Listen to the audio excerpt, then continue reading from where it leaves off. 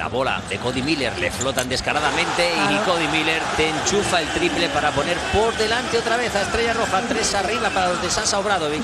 Cody Miller, 4 segundos, 3 delante de Usman Garuba. Llega la ayuda de Sergi Llull, el lanzamiento triple. Por favor, ¿cómo está el Lobo? ¡Qué triplazo de Cody Miller! No pitan nada los árbitros, parecía falta clara. Recupera Jordan Nwora. Kalinic solo para el triple que vuela y a la cazuela. El triplazo de Nikola Kalinic para empatar en el marcador. Del 31-20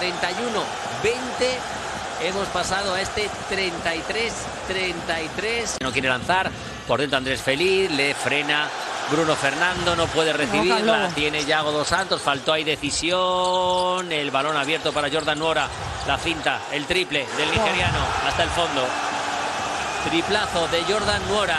El Lobo juega para Moneke, este con Nwora, el balón para Semi Ojeleye, otra finta, lanza solo, triplazo sobre la bocina de Semi Ojeleye.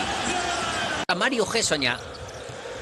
Dejan completamente solo a Chima Moneke, que agradece el regalo de la defensa blanca. Aguanta Bruno Fernando, Tavares en el banco con 3 personales, el triple de Cody Miller, tremendo, el Lobo aullando de lo lindo en el día de hoy. Vaya partidazo. Pase de lado a lado complicadísimo, qué buen balón de Yago dos Santos, enorme la defensa de Garuba, se acaba el tiempo, cuidado Maledón que se la va a jugar. Ahí se va Yago, Davidovac, madre mía, el triple a una pierna de Dejan Davidovac. La defensa zonal. Ahora Ojeleye completamente solo, error grave en la defensa blanca. Y Ojeleye agradece con el... Madre mía, cómo está la caldera. Le rompe Kalinic solo.